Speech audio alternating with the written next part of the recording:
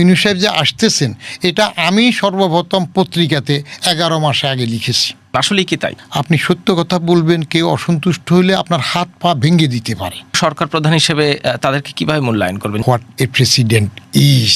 আমলাতন্ত্রের দলীয়করণ, সেইটা কি আরো বাড়লো? তো জোট সরকার যাহা করে, মহাজোট সরকার তার থেকে একটু মহা করে। 1.5 বছরের মূল্যায়ন কিভাবে করবেন?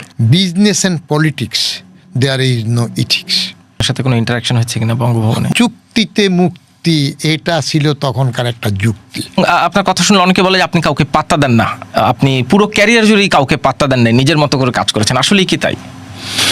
শব্দটা পাত্তা দেওয়ার প্রশ্ন নয়। আমি পাত্তা না দিলে চাকরি করলাম কিভাবে? সবসময় পাত্তা দেই, তবে নিয়মের বাইরে কিছু হইলে কাউকে আমি পাত্তা দেই না, এবং সে না দেওয়ার কারণে আমার খেসারত হয়েছে যথেষ্ট পরিমাণে ক্যারিয়ারে। আমাকে তো 4 বার সচিব পদে পদোন্নতি বঞ্চনার শিকার হতে হয়েছে, এবং সেই জন্য কারো অধীনে, জুনিয়র অধীনে চাকরি না করার জন্য আমি 8 মাস ছুটিতে ছিলাম। আমাকে চাকরির থেকে বিদায়েরও তো চেষ্টা করেছে। পাত্তা আমি দেই, একজনকে অবশ্য পাত্তা দেই। আমি প্র্যাকটিসিং মুসলিম, আমি আল্লাহকে পাত্তা দিই, মানি, এবং সেটা সবসময় বড় সাহেব সাহেব ঘটি। আর মানুষের বেলা আমি যেটা পাত্তা দিই না, একটা কারণ হলো যে নিজের বিবেকের অনুশাসন মানলে, নিয়ম মানলে আমার তো কারো কাছে নত হওয়ার দরকার নেই। আর কথা বলার বিষয় যেটা বললেন, আমি টিভি টক শোতে আগেও বলেছি, এই দেশে কথা বলতে হলে সামাজিক রাজনৈতিক অবস্থা বিবেচনায় 3টা বিষয়ের জন্য তৈরি থাকতে হয়। এক হইল আপনি সত্য কথা বলবেন, কেউ অসন্তুষ্ট হলে আপনার হাত পা ভেঙে দিতে পারে, সেটা মাস্তান হোক, রাজনৈতিক দল হোক, কিংবা পুলিশের হোক, আপনাকে মেনে নিতে হবে, হাত পা ভাঙ্গা থাকবে। দ্বিতীয়টা হইল হাত পা ভেঙে যদি সুবিধা না পারে, করতে না পারে, তাহলে হয়তো আপনার নামে একটা মামলা করে আপনাকে আটকাই দিবে। আপনার মানসিক প্রস্তুতি থাকতে হবে, জেলে থাকবেন, মামলায় আপনাকে জড়িয়ে দেওয়া হবে। এই দুটার কোনোটাতে যদি আপনাকে সাইজ করতে না পারে, দমানো না যায়, তাহলে আপনাকে একেবারে একসাথে কুল্লে খালাস, ফুটুস করে দেবে, মেরে ফেলবে। এই 3টা বিষয় যদি আপনি মেনে নেন, তাহলে আপনি সত্য কথা বলতে পারবেন, সৎ সাহসের সাথে কথা বলতে পারবেন। অতএব আমি বলে যাচ্ছি, আপনি কি এই 3টা বিষয় মেনে নিয়েছেন? যে আমি বহু আগেই বলেছি, এগুলো মেনে নেই বিদায় তো আমি কথা বলছি, নাহলে তো কথা বলতে পারতাম না। আপনি আপনার ক্যারিয়ারে মানে যেগুলো বললেন, মানে কখনো সেই বিভাগীয় মামলা, হামলা, এই ধরনের পরিস্থিতির শিকার হয়েছেন? জি, কারণ আল্লাহ নিরপরাধ তার নবীকেও কষ্ট দেন, পাপ নাই তারপরেও নবীকে কষ্ট দেন। তো আমিও এরকম বিভাগীয় মামলায় পড়েছি। কেন পড়লাম? আমি যখন বিজি প্রেসের ডেপুটি কন্ট্রোলার, সেখানকার অফিস প্রধান, তখন আমার নিয়ন্ত্রক ছিলেন, কন্ট্রোলার ছিলেন 5 অফিসের, 2টা অফিস এবং 3টা প্রেস মিলিয়ে সিরাজুল ইসলাম সাহেব। তো একটা টেন্ডার নিয়ে, কেনাকাটা নিয়ে, তখন সাপ্লাই অ্যান্ড ইন্সপেকশন ডিপার্টমেন্ট ছিল। তো সে সময় একটা বড় টেন্ডার, একটা automatic reel fed offset machine কিনা টেন্ডার ছিল। এটা বিএমএরিতে আগে আমার আগের প্রিডিসেসররা থাকতে এটা ঠিক করা ছিল। ওটা টেন্ডার হওয়ার সময় আমি একটু বাদ সারলাম। আমি বললাম যে এই মেশিনটা বিজি প্রেসের দরকার নেই, কারণ আমাদের যে automatic sheet fed offset machine আছে, ওইগুলোর ক্যাপাসিটি আছে প্রতি ঘন্টায় 10,000 শিট বের করা যায়। আমরা সেই ক্যাপাসিটিটাও ফুললি ইউটিলাইজ করি না, আমরা 4,000 5,000 পর্যন্ত করি। আর অটোমেটিক রিল ফেড অফসেট মেশিনটা তো নর্মালি বড় পত্রিকার, যাদের সেখানে রিল থেকে কাগজটা অটোমেটিক প্রিন্ট হবে, আর দরকার নাই বলার পরে ওনারা অসন্তুষ্ট হইলেন। এই একটা সূত্রপাত যে শুরু হইলো, তারপর আরও কিছু ঘটনা ঘটার পরে স্কুল কমিটিতে আমিও সদস্য ছিলাম। সেখানে একটা কথা না মানার পরে উনি আমার বিরুদ্ধে সংস্থাপন মন্ত্রণালয় চিঠি লিখলেন। তো সেই চিঠি প্রথম যিনি সচিব ছিলেন তিনি ওটা বন্ধ করে দিলেন, কাজ করেন না। তারপরে উনিও ওখান থেকে চলে আসলেন, আমিও তো অগত্যা ওনার জ্বালা যন্ত্রণা টিকতে না পেরে বদলিয়ে চলে আসলাম। তার 3 বছর পরে আমার বিরুদ্ধে বিভাগীয় মামলা শুরু করলেন। মানে ওই ঘটনার কারণে 3 বছর পরে মামলা? হ্যাঁ, বিভাগীয় মামলা শুরু হলো 3 বছর পরে, আগে তো পারেন নাই। তো উনি ইন্ধন দিলেন। তখন ডক্টর আইয়ুব, যে নামকরা এক ব্যক্তিত্ব, এখন একটা ব্যাংকের এই চেয়ারম্যান নাকি হয়েছেন, তখন আইয়ুব আমাকে বললো যে, আইয়ুব তখন ডেস্ক অফিসার, বললো স্যার ওনার সাথে কথা বলে মিটমাট করে ফেললে এটা হয় না, উনি তো আপনার অসন্তুষ্ট। আমি বললাম মিটমাটের তো প্রশ্ন ওঠে না, এর আগে হাবিবুর রহমান সাহেব এস্টাবলিশমেন্ট থাকতে তো এটা পাত্তা দেন নাই, বলছেন এটা পার্সোনালিটি ক্লাস, হয় নাই। এখন হাবিবুর রহমান চলে গেছে, আরেকজন আছে শফিউর রহমান সাহেব আসছিল, তার আমলে উনি এটা উঠাইলেন আইয়ুবকে দিয়ে।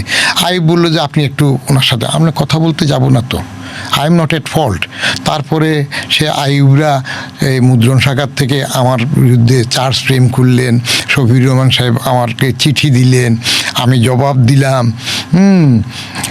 তারপরে আমার পার্সোনাল হিয়ারিং নিলেন। আমি তখন কাহিনীগুলো বললাম যে পার্সোনাল গ্রাস, বিশেষ করে এই যে টেন্ডার ঘটার পরে এই ক্ষোভটা হয়েছে, যাকে আমি বেকসুর ফেলাস হয়েছি। অভিজ্ঞতাটা হইলো, আমার একটা ধারণা ছিল আমি কোনোদিন বিবাহী মামলা করবো না, কিন্তু আমি বিবাহী মামলা ফেস করেছি। তার কারণ এই সিরাজুল ইসলাম সাহেব তখন আমাকে ধমক দিয়েছিলেন, এস্টাবলিশমেন্টের মুদ্রণ শাখার ডেপুটি সেক্রেটারি ছিলেন, মুদ্রণের বিষয়ে ফজলুর রহমান সাহেব বলছিলেন যে আমার গায়ে দাগ লাগাই দিবেন, আমি কীভাবে ডেপুটি সেক্রেটারি হই। আল্লাহর মেহেরবানি আমি বেকসুর খালাস হইলাম, আর এটা খালাস হওয়ার আগে আমাদের প্রমোশনটাও প্রসেস হয় নাই, তো আমার দাগও লাগে নাই, দাগ যেটা লাগাইতে চাইলে সেটা হয় নাই, অতএব পাত্তা দেওয়ার তো কোনো প্রশ্ন নেই। আপনি আপনার কর্মজীবনে একাধিক রাষ্ট্রপ্রধান, সরকার প্রধান দেখেছেন। ধরেন আপনি 79 সালে আপনার সিভিল সার্ভিস শুরু করেছেন। একটা একটা করে যদি একটু সংক্ষেপে বলি, ধরেন প্রেসিডেন্ট জিয়াউর রহমান, তারপর প্রেসিডেন্ট এরশাদ, তারপরে বেগম খালেদা জিয়া, শেখ হাসিনা, তাদেরকে রাষ্ট্রপ্রধান হিসেবে কিংবা সরকার প্রধান হিসেবে তাদেরকে কিভাবে মূল্যায়ন করবেন, যদি প্রেসিডেন্ট জিয়াউর রহমান থেকে শুরু করেন?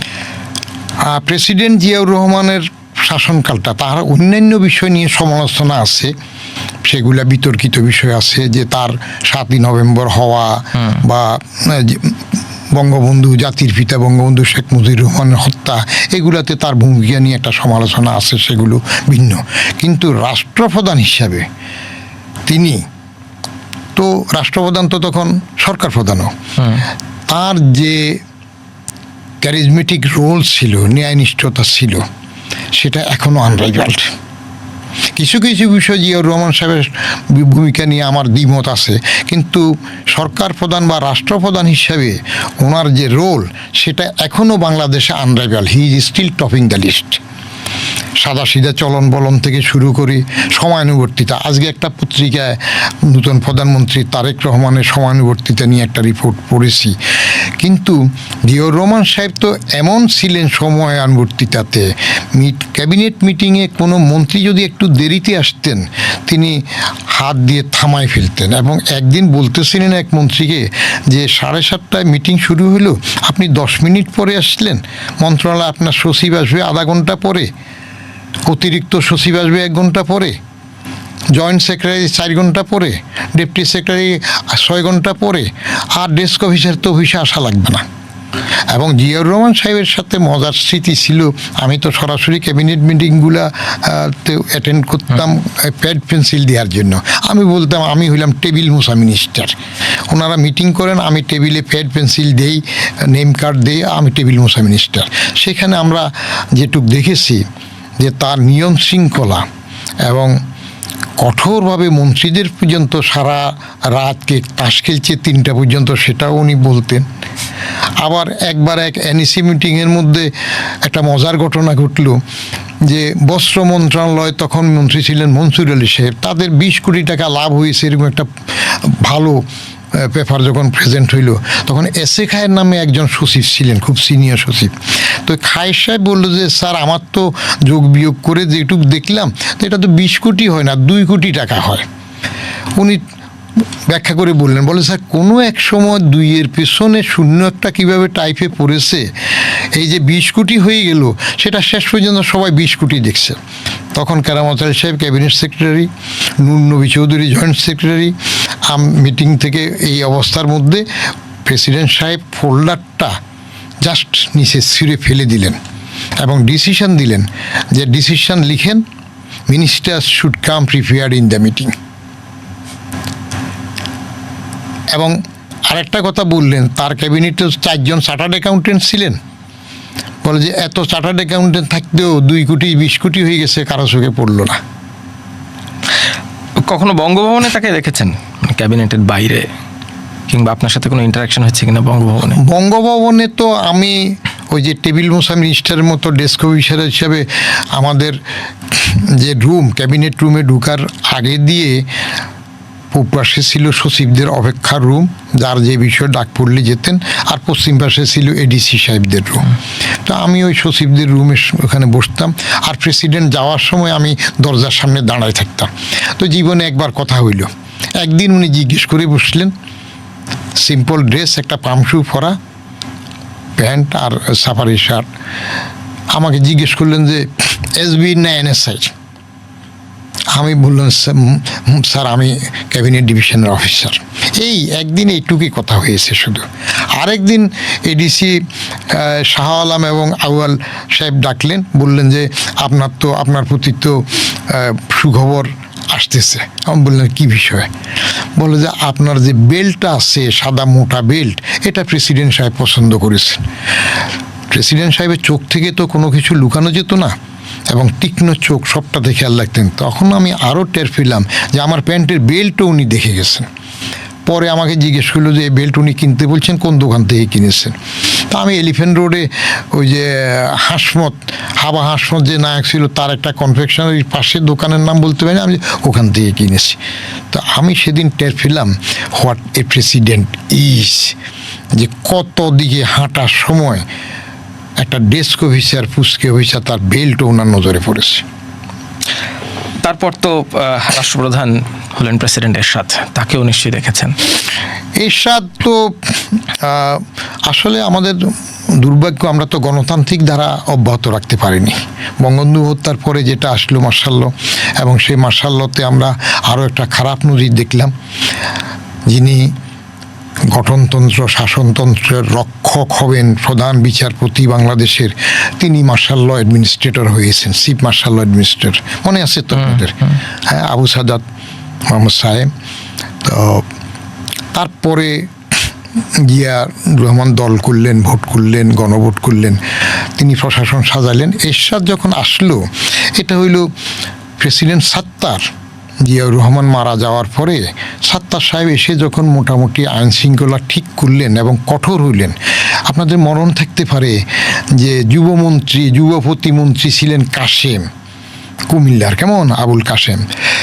তো একটা সন্ত্রাসী ইন্দু, নাম ছিল ইন্দু। তো মতিন সাহেব, ডাক্তার মতিন তখন স্বরাষ্ট্র মন্ত্রণালয়ের দায়িত্বে, উপপ্রধানমন্ত্রীও, বললেন যে এরকম ইন্দু তো কাশেমের বাড়িতে আশ্রয় নিয়েছে। সাত্তার সাহেব বললেন যে অ্যারেস্ট করো, যদি বাধা দে কাশেমকেও অ্যারেস্ট করে ফেলবে। আবার সোনালী ব্যাংকের যে সে হরতাল, অবরোধ, যে একটা বিশৃঙ্খলা সৃষ্টি হয়েছিল না কঠোরভাবে, তখন প্রেসিডেন্ট সাত্তার স্বরাষ্ট্রমন্ত্রী মতিন সাহেবকে নির্দেশ দিলেন যে সব কিছু ঠান্ডা করো, ধরে ফেলেন, সব কোনো বেআইনি কাজ করতে দেওয়া হবে না, যদি জেলে জায়গা না হয় স্টেডিয়ামের ভিতরে ভরে রেখে দেন। তো এরশাদ যেহেতু ক্ষমতা লিপ্সু ছিল, ক্ষমতার লোভ ছিল, ক্ষমতার লোভ হইলে আর কোনো নিয়ম নীতি কাজ করে না, তখন সাত্তার সাহেবকে তো অনেকটা বন্দুকের নলে সরাইলেন। তো সাত্তার সাহেব কেন যে বন্দুকের নলে সরে গেলেন, এটা আমার পছন্দ না। কারণ তিনি তো অনেক বড় বড় পদের অধিকারী ছিলেন, উপরাষ্ট্রপতি ছিলেন, তারপরে যে নির্বাচন কমিশনে বড় পদে ছিলেন, পরে রাষ্ট্রপতি হইলেন। তিনি ওই সময় সারেন্ডার না করে যদি মারাও যেতেন, নিঃসন্তান ছিলেন, তাহলে উনি অবিস্মরণীয় একটা ব্যক্তিত্ব হিসাবে স্বীকৃত হতেন। যে ক্ষমতার লোভের কথা বললেন, এই ক্ষমতার লোভ কি গণতান্ত্রিক বাংলাদেশে যখন উত্তরণ ঘটলো বাংলাদেশের নির্বাচনী ব্যবস্থার, তারপরেও দেখলেন? ক্ষমতা এমন একটা জিনিস, আমি মাঝে মাঝে বলি, war, love, business and politics, there is no ethics. এই চারটে বিষয় নিয়ম নীতি মেনে চলা যায় না। আপনি ক্ষমতার অবস্থা দেখেন না, রাজনৈতিক ক্ষমতা, এই যে আমাদের এখন বর্তমান সরকার খেপে যায় কিনা, আবার এগুলো নিয়ে অসন্তুষ্ট হয় কিনা বলাও তো ভয় থাকে। তারপরে বলি যে বেগম খালেদা জিয়া হসপিটালে কি অবস্থায় ছিলেন, 3 জনে ধরে তো ওনাকে এক পায়ে দাঁড় করাতে পারে না, এইরকম অসুস্থ। তারপরে তো 3 পদে মনোনয়ন নিয়েছিলেন, বোধহয় দিতে চাইছিলেন। তো ক্ষমতা এমন একটা জিনিস, সেটা গণতান্ত্রিককে হোক কিংবা পিস্তলের বন্দুকের জোরেই হোক, কেউ যদি খায়েশ প্রকাশ করে ক্ষমতা দেখাতে চাইবে। 2007 কি ঘটলো, পল্টনে মারামারি হইলো, লগি বইটার মোড়ে একটা মেরে ফেললো, তখন মইনিও কি জন্য আসলো? তার তো দরকার ছিল না। পলিটিক্যালি এটা সলভ হবে, রাজনৈতিক মারামারি হবে, রাজনৈতিকভাবে এগুলার সলিউশন হওয়া দরকার, ধারাবাহিকতা থাকার জন্য। চলে আসলো না। ভদ্রজনরা বলে সেনা সমর্থিত সরকার, আমার মতো অভদ্রজন আমি বলি এবং লিখি এটা হলো সেনা নির্দেশিত সরকার। তো এবার কেন সেনারা আসে নাই? এই যে আমরা একটু 111 আর এই এখনকার প্রসঙ্গে পরে যাব, মাঝখানে 91 আর 96 গল্পটা একটু শুনে আসি। 91-তে প্রথম তো ঘটনাটা ঝামেলা শুরু হয়ে গেল তো মাগুরার ভোট নিয়ে না। মাগুরা পরে আবার বগুড়া যেন মাগুরা না হয় এরকম একটা কথা উঠলো, ঢাকা 10-এর ব্যাপার ছিল। তো বিচারপতি রউফ সাহেব, প্রধান নির্বাচন কমিশনার, মাগুরার এই ঘটনাতে ভোটটা বন্ধ করে দিলে হয়ে যেত। এটা তালগোল পাকাইলো। তারপরে সুবিধাবাদী এবং আস্তে আস্তে জিয়াউর রহমান সাহেব গোলাম আজমকে নাগরিকত্ব দিয়ে আনার পর থেকে আস্তে আস্তে শুরু হইলো এ জামাতের সাথে জোট বেঁধে আলী আওয়ামী লীগ যখন তত্ত্বাবধায়ক সরকারের জন্য শুরু করলেন, তখন বেগম খালেদা জিয়া কী বললেন? পাগল এবং শিশু ছাড়া কেউ নিরপেক্ষ নয়। শেষ পর্যন্ত নিরপেক্ষ দিলেন। একটা ভালো সূচনা হইল। আমাদের রাষ্ট্রপতি, অস্থায়ী রাষ্ট্রপতি তখনকার প্রধান বিচারপতি শাহাবুদ্দিন সাহেব স্মরণকালের নজিরবিহীন একটা ভালো নির্বাচন করে দিলেন। এবার আমাকে একজন জিজ্ঞেস মানে 96 দ্বিতীয় নির্বাচনটা না, শাহাবুদ্দিন সাহেব প্রথম যে নির্বাচনটা করলেন প্রথমটা, তখন তো তাকে 3 জোটের রূপরেখা অনুযায়ী রাষ্ট্রপতি পদে আনা হইল, আবার প্রধান বিচারপতি পদে ফেরত যাবেন এই শর্তে। তারপর তিনি গেলেনও। তবে উনি একটা ভুল করলেন আমার মতে, সেটা হইল পরে যখন চাচা ডেকে আবার হাসিনার আমলে তাকে রাষ্ট্রপতি করলেন, এটা ঠিক হয় নাই। এটা একটা ক্ষমতার লোভ হিসাবে আমি গণ্য করি। কারণ যে ক্রেডিট নিয়ে উনি চলে গেলেন সুন্দর, তারপরে আসা উচিত ছিল না। তো 91 আসলেও ভালো, কিন্তু একটা ট্রেজেডি হইল প্রেসিডেন্ট বঙ্গবন্ধুর আমলে তো বাজাদের জন্ম হয় নাই, বাংলাদেশ জাতীয়বাদী দল জন্ম হয় নাই, তখন তো অন্য দল ছিল না, আমলাতন্ত্রে দলীয়করণ ছিল না। জিয়ার আমলে তো দলীয়করণের প্রশ্নও ছিল না। এমনকি প্রেসিডেন্ট দিয়া দলীয় মনা লোকজনকেও দক্ষ অফিসারকে উপযুক্ত জায়গায় দিয়েছেন। সেটা আগেও বলছি 2-3 বার, সে একটা ঘটনা আর বলবো না এখন। তারপরে এরশাদের আমলেও দলীয়করণ শুরু হয় নাই। কিন্তু খালেদা জিয়ার প্রথম আমলে 92 ফেব্রুয়ারিতে যে প্রথম গণপদোন্নতি দেওয়া হইল, সেই সময় দলীয়করণ শুরু হইল। এই যে আমলাতন্ত্রে দলীয়করণ শুরু হইল, নামের পাশে এ আওয়ামী লীগ, বি বিএনপি, যে জামাত লেখা শুরু হইল, এই দলীয়করণের থেকে জনতার মঞ্চ হইল একটা করুণ ইতিহাস আমলাতন্ত্রের জন্য। তারপরে ফান্ডা গার্ডেনে বৈঠক হইল বিয়ের কথা বলে, দলীয় বৈঠক, আমলাদের গোপন বৈঠক।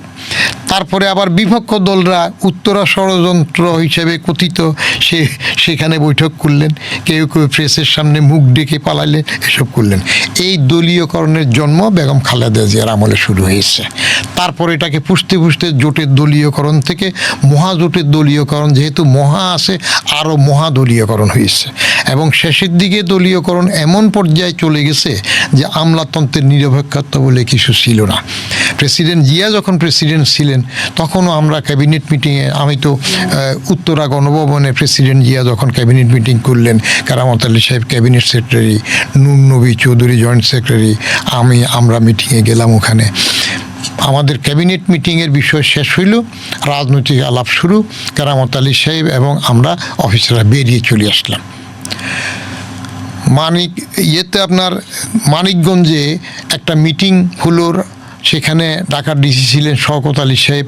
যতক্ষণ পর্যন্ত সরকারের লোক থাকার দরকার ততক্ষণ ডিসি সাহেব উনি স্টেজে ছিলেন। যে রাজনৈতিক আলাপ শুরু হইলে উনি নেমে চলে আসলেন। এই দলীয়করণ শুরু হওয়ার পর 92 পর থেকে আমলারা নিজেরা দলের পক্ষে স্লোগান দিয়ে কথা বলে, এমনকি ওসি পর্যন্ত মাইকে স্লোগান দিয়ে।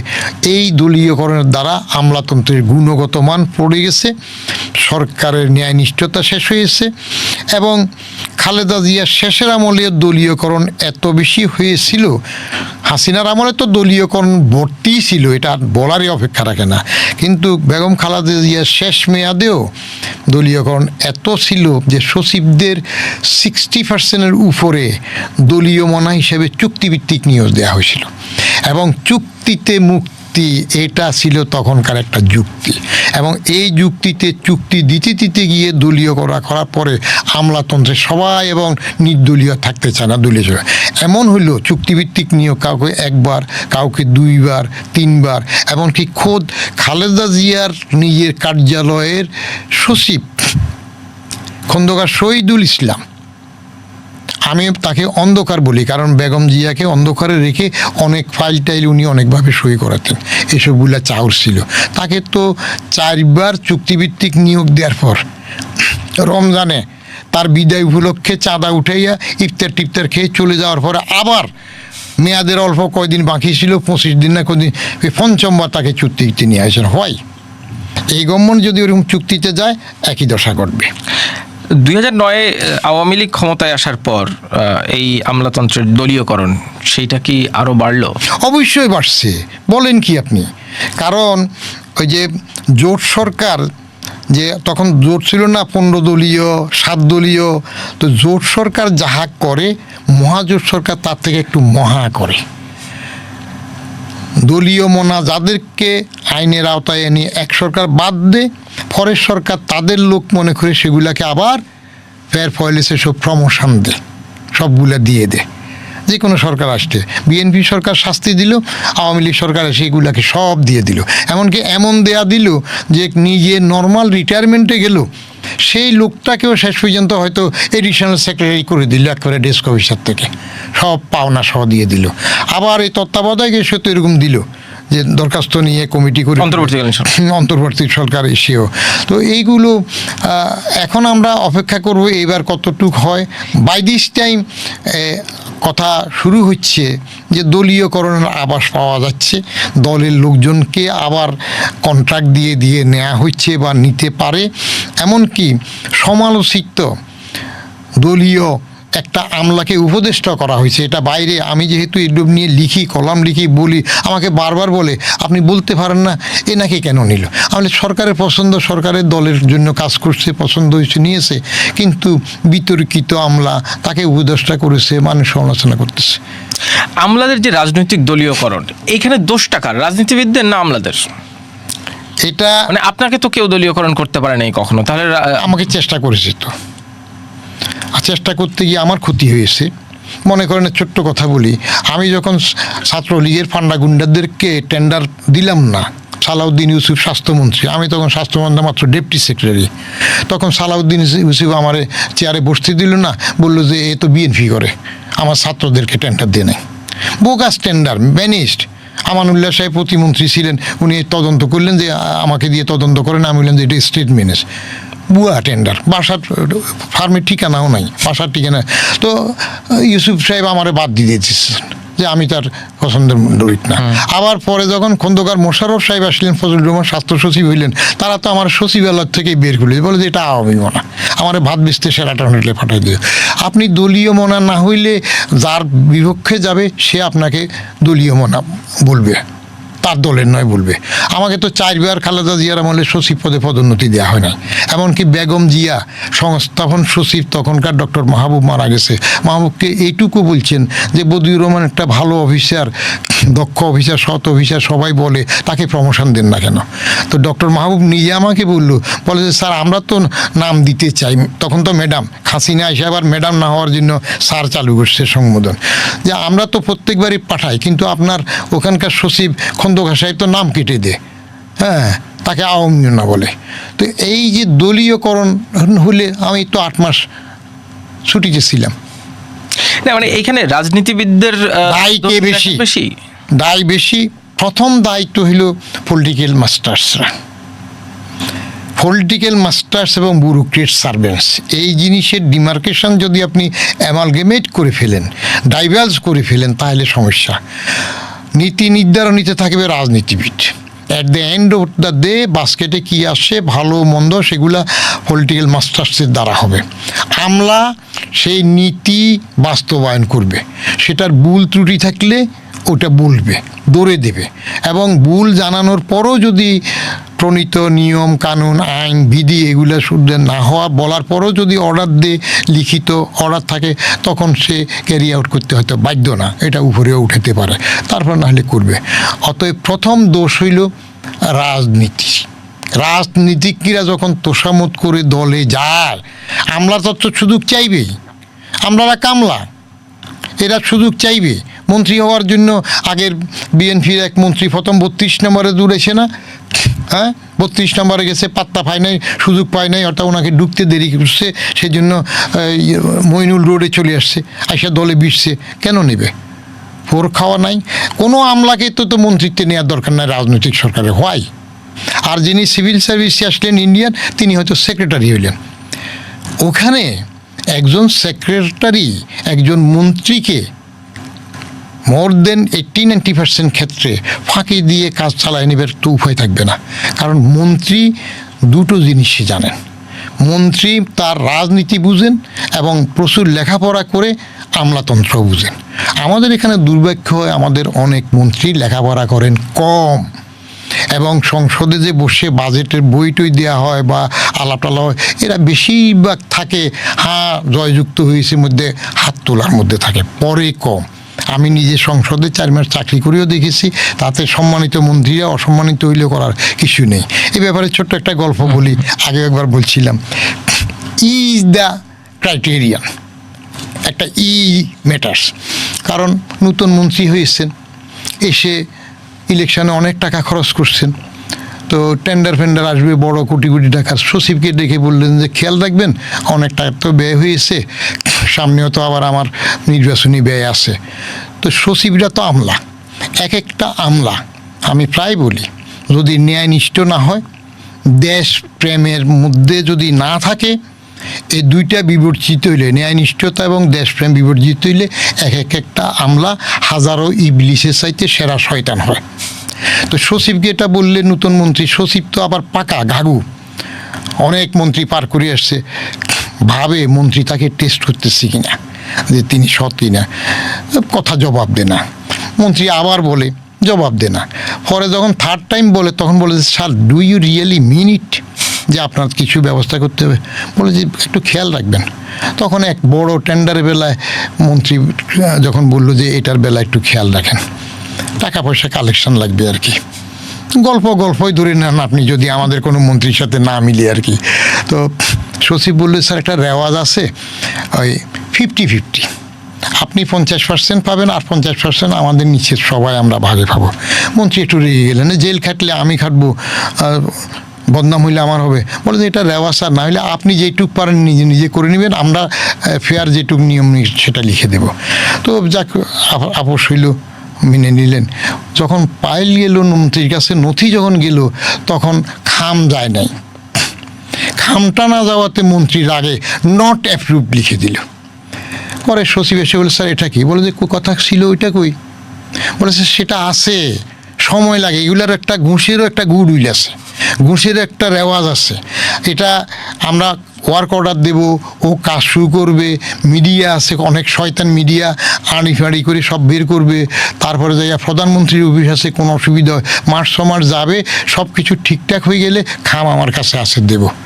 এখন তো মন্ত্রী বেকায়দায় পড়ে গেছে। বলে তাহলে এখন? বলে যে অসুবিধা নাই স্যার, আপনি কোন কলম দিয়ে নট অ্যাপ্রুভ লিখছেন সেটা সচিব নিজেই ওই প্যান বক্সের অনেকটা কলম থেকে কালি মিলাই নিল। বলে স্যার ঠিক আছে, এই নটের টির পরে একটা লিখে দেন শুধু। মন্ত্রী তো আর কিছু বুঝলো না, বলে যে কী? বলে যে বাকিটা আপনি পাবেন স্যার, অসুবিধা নেই। নোট অ্যাপ্রুভড হয়ে গেল। If this becomes the quality of minister sharing বা লেখাপড়ার যদি এমন ঘটে, যদি কারো ঘটে, তাহলে একই দশা হবে। মন্ত্রী যদি সচিব এবং আমলাতন্ত্রকে তার জ্ঞানে হোক, ধারে হোক, বারে হোক, সাহসী হোক, যদি কন্ট্রোলে রাখতে না পারে, আমলাতন্ত্র তার মাথার উপরে ছড়ি ঘুরাতে চাইবেই। ওই যে ন্যায়নিষ্ঠ এবং দেশপ্রেম বিবর্জিত হইলে হাজারো ইবলিসের চাইতে সেরা শয়তান হবে। স্যার, এই সামগ্রিক বিবেচনায় গত 1.5 বছরের অন্তর্বর্তীকালীন সরকার কেমন দেখলেন? কারণ এই আপনি যে ফ্লসগুলোর কথা বললেন, এই সব কিছু মিলিয়ে এই দুর্নীতি, স্বৈরশাসন, একনায়কতান্ত্রিকতা, সব কিছুর বিরুদ্ধে একটা গণ অভ্যুত্থান হলো এবং অন্তর্বর্তীকালীন সরকার গঠন হলো। 1.5 বছর একদম শুরুর দিকে আমি যদি মনে করতে পারি, একজন উপদেষ্টা বলেছিলেন আমরা কোনো চুক্তিভিত্তিক নিয়োগে যাব না। এরপরে দেখলাম চুক্তিভিত্তিক নিয়োগের একটা হিড়িক পড়লো। 1.5 বছরের মূল্যায়ন কিভাবে করবেন? 1.5 বছরের মূল্যায়ন করতে গেলে তো এখন ইউনূস সাহেব ক্ষমতায় না, আমার উপর অসন্তুষ্ট হবেন। ইউনূস সাহেবের উপর তিনি ক্ষমতায় আসার আগে আমার 4.5 পৌনে 5টা লেখা আছে, আমার 3টা বই আছে। একটা বই আমার আত্মজীবনী ডুমুরিয়া থেকে সচিবালয়, সেখানে আমার প্রশাসনিক অভিজ্ঞতা থেকে ব্যক্তিগত সেগুলো সব বলা আছে, রাজনৈতিক কথাও বলা আছে। আরেকটা বই সরকারি চাকরিতে আমার অনুভূতি সমগ্র, এখানে প্রচুর লেখা আছে, 7টা বইয়ের একটা কালেকশন। এর মধ্যে একটা বই আছে তত্ত্বাবধায়ক আমল, কিছু রাজনীতি কিছু বাজনীতি, ফখরুদ্দিন সাহেবের সে আমল নিয়ে লেখা, সেটা ওই বইতে আছে। আর একটা চেতনায় বুদবুদ 2008 থেকে 2023 পর্যন্ত আমার কলাম লেখা সার, এগুলোতে আমি ইউনূস সাহেবের উপরও লিখেছি। এবং ইউনূস সাহেব যে আসতেছেন এটা আমি সর্বপ্রথম পত্রিকাতে 11 মাস আগে লিখেছি। 5ই সেপ্টেম্বর 2023 আমার কলামে আমি লিখলাম যে এবার বাইরে শোনা যাচ্ছে অস্বাভাবিক কোনো সরকার হইলে তিনি আর সুযোগ হাতছাড়া করবেন না। জাস্ট আফটার 11 মান্থস গণেশ উল্টাইল, 5ই অগাস্ট ঘটল, 8ই অগাস্ট উনি কলমাফুরে হয়ে গেলেন এবং বাকবাকুম হয়ে বললেন জেলে যাওয়ার কথা ছিল, এখানে চলে আসলাম, এই জাতীয় কথাবার্তা বললেন। এই সরকারটা এটা স্বৈরাচার বিরোধী সরকার আন্দোলন হয় নাই প্রথম, এটা ছিল কোটা নিয়ে আন্দোলন, কোটা বিরোধী। আর আমার চেতনায় বুদবুদ বইয়ের 2008 ফেব্রুয়ারির প্রথম লেখাই এই কোটার বিরুদ্ধে ছিল। ওরা যেটা এখন আন্দোলন করে সাকসেসফুল হলো, আমি সেই সময় এই কথাগুলো লিখেছি, যেভাবে কোটা থাকা দরকার না, প্রথম লেখা শুরু হইল। তো কোটা আন্দোলন থেকে পচা শামুক পা কাটে অন্য দল।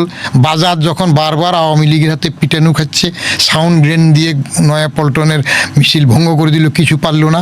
জামাতকে শেষ দিকে শেখ হাসিনা নিষিদ্ধ করলো, এটাও আমি আবার লাইভ টিভিতে বললাম যে নিষিদ্ধ করার দরকার নাই, নিষিদ্ধ করে দল নিষিদ্ধ করে রাজনীতি হয় না। তো এই সুযোগে এটা পচা শামুকে পা কাটার মতো আন্দোলনটা ডাইভার্ট হয়ে গেল এবং এমন রূপ পেল যে একটা বিরাট বিশাল গণভ্যুত্থান হলো। হাসিনা, আপনারা মিডিয়া বা অন্যরা বলে পালিয়েছে, আমি বলি পালাই নাই তো। হাসিনা কি ইরানের শাহের মতো প্লেন চালিয়ে চলে গেছে? হাসিনাকে কি সুন্দর করে হেলিকপ্টারে করে ইন্ডিয়া পাঠানো হলো, এগুলা কথাবার্তা না বলি এমনি গেল নাকি? এটা পালানো হয়? এটা সসম্মানে গেছেন, তাকে তো ইজ্জতের সহিত পাঠাইছেন। যারা পাঠাইছে, কেন পাঠাইলো, কীভাবে পাঠাইলো, সেগুলোর ভিতরের কথা বের হইলে না আমরা বুঝতে পারতাম। ওই যে কত লোক ক্যান্টনমেন্টে ছিল সেটাও তো পরিপূর্ণ হিসাব জানলে বোঝা যেত। অতএব তত্ত্বাবধায়ক সরকার যেটা, অন্তর্বর্তী সরকার যেটা হইল, এটা অনেকটা উড়ে এসে জুয়ে বসার সরকার হয়েছে। ছেলেপেলেরা লোক পায় নাই, খুঁজে ইউনূস সাহেবরে নিয়ে আসছে। আমার এক কথায় মূল্যায়ন, আমি একটা ডিগ্রি নিয়ে বলছিলাম, ইউনূস সাহেব ক্ষমতায় থাকতে মূল্যায়ন করেছি যে আমরা যখন 6-7-এ অ্যাডজেক্টিভের ডিগ্রি শিখলাম, positive degree, comparative degree, superlative degree, তখন আমরা ব্যাড, ওয়ার্স্ট বললাম। তো আমরা খারাপ একজনরে বেশি মজবুত করা বললাম, ওয়ার্স্টকে আবার ওয়ার্স্টেস্ট বলতাম। মানে ওয়ার্স্টটা সুপারলেটিভ ডিগ্রি, তাকে আবার সুপারলেটিভ ডিগ্রি করতাম ওয়ার্স্টেস্ট। তারপরে আবার মোস্ট লাগাইতাম আরেকটা সুপার, দ্য মোস্ট ওয়ার্স্টেস্ট। মোস্টকে আবার সুপারলেটিভ করতাম, দ্য মোস্টেস্ট ওয়ার্স্টেস্ট। তো ইউনূসের গভর্নমেন্টটা হইল আমার বিবেচনায় বাংলাদেশে যত সরকার আসছে তার মধ্যে দ্য মোস্টেস্ট ওয়ার্স্টেস্ট গভর্নমেন্ট। কেন? শুধু ক্রেডিট, কিচ্ছু না, বেদরকারি প্রচুর কাজ করছে। কোথার থেকে হায়ার করে আলী রিয়াজানের, ওরিয়ানের, এরিয়ানের বেদরকারি সব কাজ। তার দায়িত্ব ছিল প্রেস একটা সুন্দর, স্বৈরাচার চলে গেছে, আগে তো সবাই রাজনীতি করছে, তারা সব করে রব হাসিনা বনাম বাকি সব এক হাসিনা সরাবে। হাসিনা সরাইছে, ফের একটা ইলেকশন দিয়ে দিলে হয়। হাসিনা আমার কথা শুনে নাই, বলছি যে শেষের ইলেকশন 24-এর আমি একটা লিখলাম যে এইভাবে করলে নির্জনজাট হবে, সবাইকে ভাগ বটোয়ার করে কিছু দিয়ে নিজের সিম্বল মেজরিটি রাখো। শুনলো না, রাতের ভোট দিনে করার দরকার ছিল না, তো করছে। 2008 ভোটে, 2014 বিনা ভোটে 153টা এমনি চলে আসলো। ওটা নিয়ে আমি লিখলাম, ভোট দেখতে গিয়ে আমি কি যে দেখে ফেলেছি। 2008 রাতের ভোটে, 18 রাতের ভোটে, আর 24-এ আমি। তো তারপরে আসার পরে তো ইউনূসের একমাত্র দায়িত্ব ছিল সুন্দর করা, সংস্কার করার জন্য। তার 3-0 করতে করতে তিনি নিজেই তো সংস্কারের মধ্যে 0 যায়। এগুলো বেদরকারি। পার্লামেন্টে যারা আসবে, দে উইল ডিসাইড। এই যে এখন যে সালাউদ্দিন সাহেব বলছে শপথের দিন তারা করে নাই, আই ডু সাপোর্ট ইট। কেন করবে? সংবিধানে নাই সংস্কার বিষয়ক কমিটি যে বক্তব্য আসে এটা বলে যে এই এক সুরে কথা বলছে, আগে রাজি হইল কেন? আর রাজি না হইলে বাজাতের টেকনিকই তো ছিল পিঠ চুলকায় যা বলে মেনে কোনো ভোটটা হোক, কারণ ভোট হইলে তারা ওভারওয়েলমিং মেজরিটি আসবে। তারেক সাহেব আসার পরেই তো তার যে রিসিপশান যেভাবে কোঅর্ডিনেট নিয়ে যাই করতেছে, তারা তো প্রধানমন্ত্রী বউ আগেই বানাই ফেলছে, বেদরকারি রিসিপশান দিয়ে কত কিছু করে ফেলছে, আসে গেছে। অতএব ইউনূস সাহেবের পাস। এর আগে আমাকে জিজ্ঞেস করছিল এক টিভিতে, তাকে আপনি কত মার্ক দেবেন? আমি বলছি উনি এখনও ফেলও করতে পারেন না। এটা কেমন? 33 পাইলে আমাদের সময় পাস ছিল, 32 থেকে 25 পর্যন্তও না ফেল। যদি 7-এর মধ্যে 6-7 পায় তাহলে ফেলও হয় নাকি? উনি ফেলও করতে পারেন না। তবে বোর্ডটা যদি উনি সহি সালামতে করে দেন তাহলে ওনাকে পাস করাই দেব। সেটা করে দিলেন না। এটা উনি কোনো রকমে পাশ করে গেলেন, উনিও মুক্তি পাইলেন, আমরাও মুক্তি পাইলাম। কিন্তু আপনি 11 মাস আগে কিভাবে বুঝতে পারছিলেন যে ইউনূস সাহেব আসছেন? 11 মাসে বুঝবো না? আমি তো এগুলা পর্যবেক্ষণ, তখনও তো 24-এর নির্বাচনও হয় নাই, তখন না, আওয়ামী লীগ সরকার ক্ষমতায় হোক। আমি তো তারপরে তো আমি লেখা বন্ধ করে দিলাম, কারণ এক সাংবাদিক আতেল আগে জাসদ করতো, তিনি আমার লেখা সম্বোধনা করতেন। আগে আমি আলী লিখলে আলী ছাপতো, আওয়ামী লীগকে বাংলা ভাষায় আলী লিখতাম, বাজাদ লিখতাম ছাপতো। পরের দিকে এসে কাটা শুরু করলো, তেল মারা শুরু করলো। তো সাংবাদিকরা তো সুবিধা আছে সাংবাদিকদের, এরা ওই পূর্ণমন্ত্রী বললে এটা দোষের কিছু না। আমার শাসনতন্ত্রে পূর্ণমন্ত্রী বলে কোনো শব্দ নাই। টেলিভিশনে খবর পড়বে পূর্ণমন্ত্রী, আরে মন্ত্রী কি ফুল হাফ কোয়ার্টার আছে নাকি? কনস্টিটিউশনে আছে minister of state, deputy minister, হ্যাঁ, এরা লেখে পূর্ণমন্ত্রী। পত্রিকাও বলে, খবরেও বলে। তো এদেরকে আগে লেখাপড়া শিখান না, পূর্ণমন্ত্রী হাফ মন্ত্রী না হোক। আবার ধরেন মন্ত্রী পরিষদ বলে, মন্ত্রিসভা বলে না। প্রধানমন্ত্রী শাসিত হইলে মন্ত্রিসভা হবে সেটা বলে না, বলে মন্ত্রী পরিষদ। ওই জিয়াউর রহমান সাহেব থাকতে যে কাউন্সিল অফ মিনিস্টার্স হইল, মন্ত্রী পরিষদ চালু হইল। মন্ত্রী পরিষদ বিভাগের নামও তো এখনো বদলায় নাই, মন্ত্রিসভা বিভাগ হওয়ার কথা 90-এর পর থেকে। বিভাগের নাম তো এখনো মন্ত্রী পরিষদ বিভাগ, সচিবের নাম সচিব মন্ত্রী পরিষদ। কারণ আছে, এটা কারো মনে এটা আসে নাই না, কিন্তু বিভাগের নাম যদি অফিসিয়ালি মন্ত্রী পরিষদ থাকে, আমি তো সংবাদে আসলে মন্ত্রী পরিষদই লিখবো। এখনো তো রাখছে, কেন রাখছে? 90-তে যখন পরিবর্তন হইল, রাষ্ট্রপতি শাসিত সরকার থেকে প্রধানমন্ত্রী শাসিত সরকারে আসলো, ক্যাবিনেট ফর্মে আসলো, তখন থেকে তো এটা আর মন্ত্রী পরিষদ হওয়ার কথা না। জিয়ার সময় মন্ত্রী পরিষদ ছিল, কাউন্সিল অফ মিনিস্টার্স, এরশাদের সময় ছিল, সাত্তারের সময় ছিল, তা মিল ছিল। কিন্তু 90-তে যখন বেগম খালেদা জিয়া প্রথম প্রধানমন্ত্রী হইলেন, তখন তো মন্ত্রিসভা শাসিত হইল। তো মন্ত্রিসভা শাসিত হইলে তো এটা মন্ত্রিসভা বিভাগ হওয়ার কথা, এবং মন্ত্রিসভা হবে। মন্ত্রী পরিষদ এটা রয়ে গেছে, কারো চোখে পড়ে নাই, না পড়লে কিছু করার কিছু নেই। যে প্রশ্নটা করছিলাম যে 11 মাস আগে কিভাবে বুঝতে পারছিলেন যে ডক্টর ইউনূস আসছে? এগুলো আপনার অনেক কিছু মাঝে মাঝে আসে। আমি ইউনূস সাহেবের উপর তো আরও লিখছি।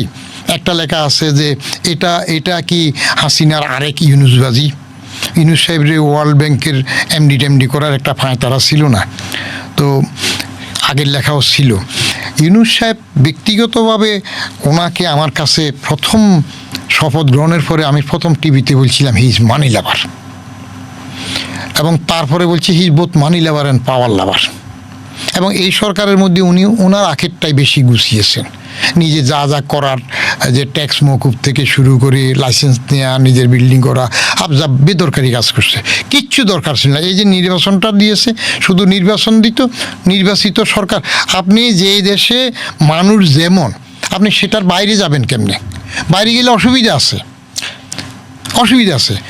আপনার গণকা বলে দিল যে এবার দেশে বন্যা হবে, তো সুপেয় পানি শেষ হয়ে যাবে, তো রাজা ঢোল ফিটাই দিল সবাই পানি সঞ্চয় করো, রাখো।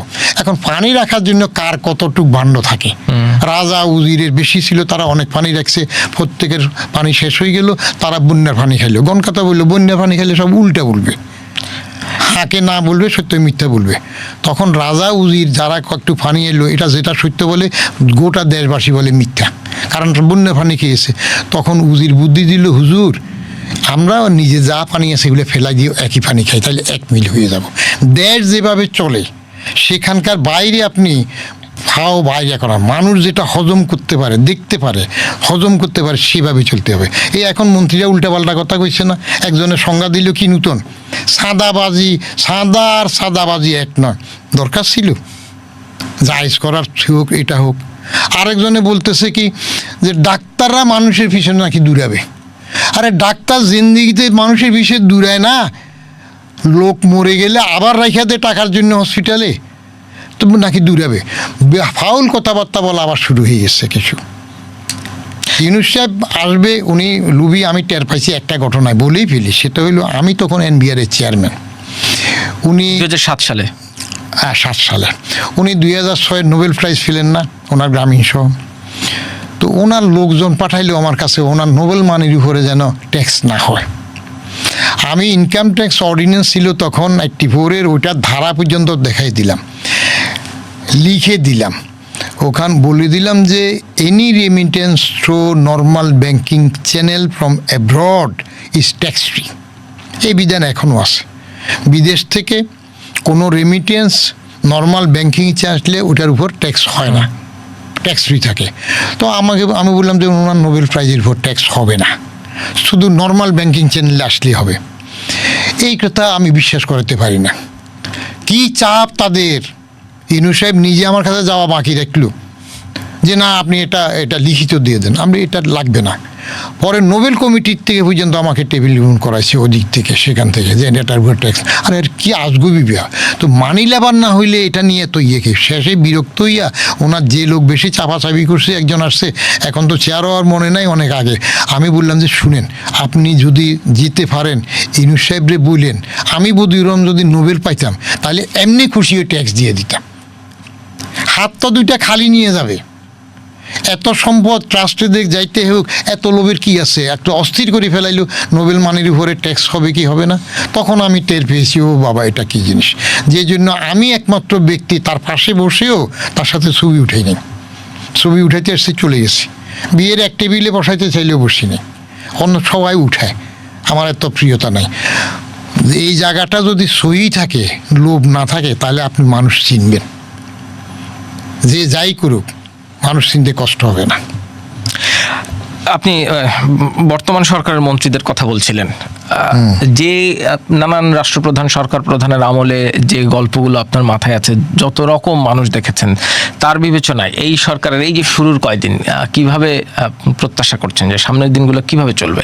ধরেন আমলাতন্ত্রের দলীয়করণ থেকে শুরু করে নানান রকম বেফাঁস মন্তব্য যেটাকে আমরা বলি, সেই মন্তব্য করা থেকে শুরু করে। আমি একই প্রশ্ন আমাকে আরেকজন করছিল এক টিভিতে, আমি বললাম যে 4 থেকে 6টা মাস একটু অপেক্ষা করতে হবে। তবে চুক্তিভিত্তিক নিয়োগ শুরু হয়েছে, কেমন এটা কতটুক সীমিত থাকবে আল্লাহ মালুম, এটা খারাপ লক্ষণ। দলীয় খারাপ লোক পর্যন্ত নিয়োগ পেয়েছে, এবং এক উপদেষ্টা নিয়ে তো বাইরে প্রচুর, আমাকে সবাই টেলিফোন করে ভয় বলে না যে ভালো মেধা আছে, ঠিক আছে, মেধা থাকলে যে সব নিতে হবে তা নয়।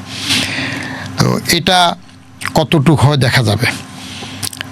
তারেক রহমানের একটা ক্যারিজমেটিক রোল, আমি আরেক টিভিতে বলছিলাম যে if he becomes more father like than mother like, then he will be successful. বাপের নিয়ম নীতি যদি বেশি অনুসরণ করে, বাপের বলতে প্রেসিডেন্ট হওয়ার পর থেকে, ওই আগের ফাল্টা যে তার আমলে অনেক হয়ে কত মানুষ মেরে ফেললে, সেগুলা না, ইন্ডেমনিটি সে অংশগুলো বাদ দিয়ে, কেমন সূর্য সন্তানদের ইন্ডেমনিটি দেয়া, বঙ্গবন্ধু তার, সেগুলো বাদ দিয়ে প্রশাসক হিসাবে, রাষ্ট্রপতি হিসাবে উনি যেভাবে চালিয়েছেন, যে অস্ট্রেলিয়ারিটি মেনটেন করছেন, সেটা তারেক রহমানের মধ্যে কিছু দেখা যাচ্ছে। সময়ানুবর্তিতা তার মধ্যে এখনও দেখা যাচ্ছে। পরের দিকে আগে তাকে নিয়ে অনেক কিছু কথাবার্তা ছিল, যুবরাজ, তারপরে হাওয়া ভবনের রোল, খোয়াব টোয়াব, সেগুলা। এখন অনেক বছর বিদেশে থাকার পরে, 16-17 বছর, আমি মনে করি he is a change Tarique Rahman না। তো উনি যদি এটা ধরে রাখেন, কিন্তু প্রথম লক্ষণটা অনেক মন্ত্রী দিয়ে মন্ত্রিসভা, এমনি 50 জন, আরও 10 উপদেষ্টা, এইটা আমার ভালো ঠেকেনি। আমার ক্যালকুলেশন ছিল প্রথম একটা ছোট হবে, অস্টিয়ারিটিতে আসবে। তো একটা কথা ভালো বলেছেন যে তার এমপিরা তারা শুল্ক মুক্তি গাড়ি নেবেন না, শুল্কমুক্ত গাড়ি নেবেন না, সরকারি বা plot নেবেন সরকারি প্লট নেবেন না। এটা নিয়ে বিতর্ক আছে যে তার মায়ের আমলে তো বিএনপি পল্লী নাম হয়েছে, অনেক প্লট দিচ্ছ, পরে এগুলা টাকা ফেরত দিয়ে অনেকে টাকাও ফেরত নিয়েছেন হাসিনা সরকার এসে ক্যান্সেল করার পরে। এটা পরে বোঝা যাবে। আপাতত এই লক্ষণগুলো ভালো, আর হুট করে কথা বলা ঠিক না। আমরা 4 থেকে 6 মাস দেখি ওনার নেতৃত্ব ভালো। অন্য মন্ত্রীরা যেগুলো বলতেছে একটু বাজে কথা বলা শুরু হচ্ছে। যেমন সংস্কার বিষয়ক স্বাক্ষর নিয়ে সালাউদ্দিন সাহেব একটা ব্যাখ্যা দিয়েছেন অলরেডি শপথের আগে। এটা আমার পছন্দ হয়েছে যে ধারণ করলে সেই ফর্মটা আমরা আনলে তখন দেখব। আর এই ব্যাপারেও আমার ব্যক্তিগত মতামত হল, এমপিরা যদি এখন সংসদ অধিবেশনে ইউনূস সাহেবের আমলের 133 না কত 133 না কটা আছে, এগুলো যদি রেটিফাই না করে তাহলে কি হবে? ডেট। পার্লামেন্ট যদি রেটিফাই না করে কোনো অর্ডিন্যান্সের কোনো ভ্যালু নাই। এবার বলা হয় যে সংস্কার বিষয়ক একটা রাষ্ট্রপতির আদেশ। রাষ্ট্রপতির আদেশের লিগ্যাল বেসিস কি? রাষ্ট্রপতির আদেশ যেটা দিয়েছে সংস্কার বিষয়ক নিয়ে, এই আদেশের আইনগত ভিত্তি কি? যারা এই কমিশনের মধ্যে ছিল বা এই অমিশনের মধ্যে ছিল, তারা যতই বলে এটা ওই সংবিধানের মতো হয় না। আপনি ওই 1 চিমটি লবণ 1 চিমটি গুড় এটা দিয়ে গুড়টা স্যালাইন বানাবেন, সেটা হইতে পারে, কিন্তু কনস্টিটিউশনাল প্রভিশনের বাইরে গিয়ে পার্লামেন্ট যদি পাস না করে এই সংবিধান সংস্কারের যে দলিল এটাও চলে যেতে পারে। ভাই দিচ্ছেন একটু বলছে না যে আগে তো আপনার স্বাক্ষর করলেন, তো স্বাক্ষর করছি কি জন্য? তখন স্বাক্ষর না করলে বলতো এটা বিরোধী। কারণ রাজনৈতিক ওই যে war, love, business and politics, there is no ethics, ক্ষমতা আসার জন্য লেগে থাকতে হয়। তারেক রহমান সাহেব বিএনপির থেকে খলিলের বিরুদ্ধে করছে না, তার পদত্যাগ চাইছিল না, কিন্তু ইউনূস সরকার এই খলিলকে দিয়ে লন্ডন বৈঠকে তারেক রহমান সাহেবের ললিপপ ধরাই দিল। ওই ললিপপ ধরাইয়া আপোষে নির্বাচনের একটা ফ্যাক্ট করলো। সেই খলিল এখন কোথায় আসছে? পররাষ্ট্র উপদেষ্টা, পররাষ্ট্রমন্ত্রী। আগে ওখানে নিরাপত্তা উপদেষ্টা ছিল, মন্ত্রী, পররাষ্ট্রমন্ত্রী। কিভাবে, কে পুশ করেছে, কার ব্যাকিংয়ে আসছে, কেন আসছে, কার সাথে? এখন যার নয়নে যারে লাগছে রে ভালো, কিন্তু আমার তাজ্জব লাগে বিএনপি, অর্থাৎ আমার ভাষায় বাংলা ভাষায় বাজাদের কি একটা পররাষ্ট্রমন্ত্রী দেওয়ার মতো লোক ছিল না? অবশ্যই ছিল। হোয়াই? কি ইউনূসের রিপ্রেজেন্টেটিভ হিসেবে রাখা হয়েছে? না গোপন কোনো আঁতাত আছে? ওই না অন্যরা বলে যে ভারত আমেরিকা দুইটাকে খুশি করার জন্য? I don't know. সবার আগে বাংলাদেশ হইলে আর এত খুশির কি থাকবে? পররাষ্ট্রনীতি তো আমাদের সবার সাথে ভালো বন্ধুত্ব সহ থাকবে। এটা এই দুইটা নিয়ে প্রশ্ন আছে। একটা উপদেষ্টা, আমলা উপদেষ্টা নিয়ে বাইরে সমালোচনা আছে প্রচুর, লোকজন বলে। আর খলিল সাহেবকে ফরেন মিনিস্টার করা নিয়েও একটা প্রশ্ন সবার মধ্যে ঘুরপাক খাচ্ছে। যিনি নিয়েছেন তারা ভালো বুঝেন, কারণ রাজনীতিতে অনেক কূটকৌশল থাকে যেটা আমরা হয়তো বুঝি না, তাদের পলিসি থাকতে পারে। একটু আপনার নিজের ট্রেডে আসি। বর্তমানে বাংলাদেশের যে অর্থনৈতিক অবস্থা, গত 1.5 বছরে অর্থনীতির নানান রকম সমালোচনা আমরা শুনেছি। যদিও রিজার্ভ বেড়েছে, এফডিআই অন্তর্বর্তীকালীন সরকার দাবি করেছে অনেক এসেছে, কিন্তু স্ট্যাটিস্টিক্স আবার তা বলে না। এই মুহূর্তে যে অবস্থায় আছে বাংলাদেশের অর্থনীতি, সেইখানে এনবিআর এর দায়িত্ব কেমন দেখেন? অর্থনৈতিক খাতের সংস্কারের ভবিষ্যৎ কি দেখেন? আমার ট্রেড না, অর্থনীতি তো আমার ট্রেড না। আমার ট্রেড হলো সিভিল। না মানে আপনি যেহেতু একটা এনবিআর এর সাবেক চেয়ারম্যান হিসেবে আপনার পরিচিতিটা সবচেয়ে বেশি আর কি। অর্থনীতিতে প্রথম এক কথা হইল আপনার অর্থনীতি বাংলাদেশে আমাকে একবার জিজ্ঞেস করা হয়েছিল যে জিডিপি ডাবল করা সম্ভব কিনা। আমি বলছি সম্ভব, টাকা আসছে, আপনি হকালালি যার কাছে যত টাকা পান আদায় করতে পারবেন কিনা, সরকার প্রধান নির্দেশ দিবেন কিনা যে আমার পই পই করে ট্যাক্স থেকে শুরু করে আমার সমস্ত মন্ত্রী, উপদেষ্টা, এমপি এবং আমার পার্টির সবার ট্যাক্স নিয়মমাফিক যা আছে আদায় করবা, এবং আদায় করতে গেলে এটা আমার লোক তোমার লোক বাধা দেবে কিনা। আমি সেই সময় করেছি, সেই জন্য আমার উপর অনেকেই অসন্তুষ্ট, বিশেষ করে বাজাদের লোকজন। কারণ বাজাদের বেগম খালেদা জিয়ার অপ্রদর্শিত অর্থ নেওয়া হয়েছে, সাইফুর রহমানের নেওয়া হয়েছে, মওদুদের নেওয়া হয়েছে, এইগুলা তারা অসন্তুষ্ট আমার উপর থাকতেই পারে। সেগুলোর খেসারত আমার উপর কী আসে আমি জানি না। সোজা ট্যাক্সের বেলায় কোনো খাতির থাকবে না। যে ইনকাম ট্যাক্স এবং অন্যান্য যে কর রাজস্ব বোর্ড আদায় করে সেখানে পরিপূর্ণভাবে কঠোর নির্দেশ থাকবে যে আইন মাফিক কাউকে হয়রানি করা যাবে না, আইন মাফিক আদায় হোক, তাহলে দেখবেন যে রেভিনিউ বেসে যাবে। আমি তো সামান্য ছোট্ট অল্প কয় মাস ছিলাম, মাত্র 36,000 কোটি টাকা ছিল এনবিআরের তখনকার সব মিলাইয়া, ইনকাম ট্যাক্স, কাস্টমস এবং ব্যাট মিডিয়া।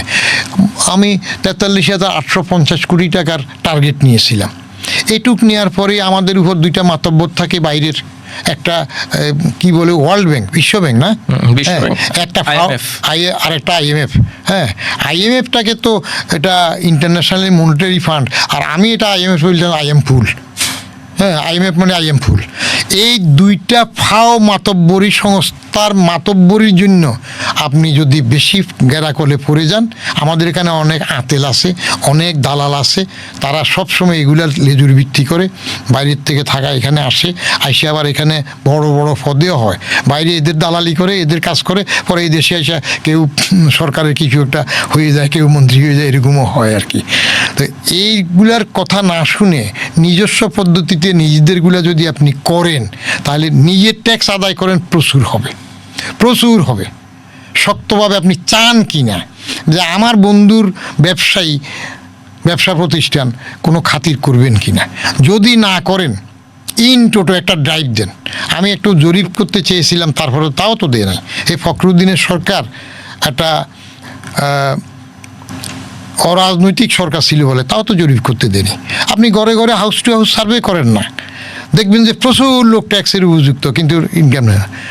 আর এনবিআরের যে লোক দিবেন তাকে ডেইলি ভিত্তিতে যদি চাকরি না করে, সেরকম কঠিন না হয়, তাহলে তো পারবে না।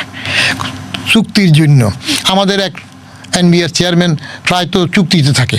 ওমা, চুক্তি কেন পায় গো? কি কাজ ভালো করে দেখি চুক্তি পায়, না সরকারের তোষামত করে দেখি চুক্তি পায়? There lies the difference. ভালো কাজের চুক্তি গভর্নমেন্টের নিয়ম হলো শুধু টেকনিক্যাল গ্রুপ, যেখানে নন টেকনিক্যাল লোক নয়, টেকনিক্যাল লোক, ইঞ্জিনের মধ্যে কোন নাট বল্টু শেষ হইল, কোনটা স্পার্ক প্লাগ বেশ কম হইল, এই জাতীয় টেকনিক্যাল লোক যদি না পাওয়া যায়, ওই রকম পদে বলা আছে চুক্তিভিত্তিক নিয়োগ দিতে। তারপরও বলা আছে ওই চুক্তি দেওয়ার আগে এই টেকনিক্যাল লোক গড়ে তোলার চেষ্টা করা হয়েছে কিনা সেটাও লিখতে হবে, যে হ্যাঁ চেষ্টা করেও পারা যায় নাই, সরকারের বিধান। তারপরে আপনি চুক্তি দিবেন, যদু মধু রামশ্যাম, সেক্রেটারি যে কোনো চালাতে পারে, ক্যাবিনেট সেক্রেটারি যে কোনো চালাতে পারে, এই জাতীয় লোক সব চুক্তি দিবেন। নিয়ম যেটা করবেন সে নিয়ম মানেন, চুক্তিবাদ। কিন্তু যে রাজস্বের জন্য আপনি চুক্তিতে লোক বেশি দিবেন, রাজস্ব বেশি আদায় হবে, ঠিক নয়। আপনি পারফরমেন্স বেস দেখবেন, টার্গেটে কে কত করলো, আগে টিআইএন কত ছিল, এখন কত হইল, টিআইএনের আগে কত আয় করতে পারছে, এখন কত হলো। আমি তো 43,850 কোটি নেওয়ার পরে আবার সেটা 47,000 কোটির উপরে হয়েছে। ইট matters who is in the chair. কিন্তু এনবিআর এর যে চর্চা, যে প্র্যাকটিস আমরা দেখি, তাতে এটা কতটা সম্ভব রাজনৈতিক সরকারের আমলেও? এমনকি আপনি একবার বলেছিলেন যে এনবিআর চেয়ারম্যান চাইলে নাকি বাঘের দুধও ম্যানেজ হয়ে যায়। আমাকে বলা হয়েছিল, এনবিআর এর এক মেম্বারই বলছিলেন, বলে স্যার এনবিআর এর চেয়ারম্যান চাইলে বাঘের দুধ হাজির হয়ে যায়। আসলে তা এনবিআর কী ছিল আমি দেখছি না। এনবিআর এর চেয়ারম্যান ফাও কোম্পানির মোবাইল ব্যবহার করছে না, গিফট হিসেবে দিয়েছে, মানে বিল হয় না। তো আমি গিয়ে দেখলাম যে ওরে বাবা, এটার বিল এত হাজার হাজার টাকা কেমনি আসলো। আমি হিসাব করলাম 24 ঘন্টায় কত সেকেন্ড, কত মিনিট হয়, মোবাইলের মিনিটে কত টাকা করে আসে, এটা দিয়ে গুণ করলে তার থেকে এত বেশি কীভাবে হয়? বলে যে এটা ওভারসিজ কলও করা যায় ফ্রি।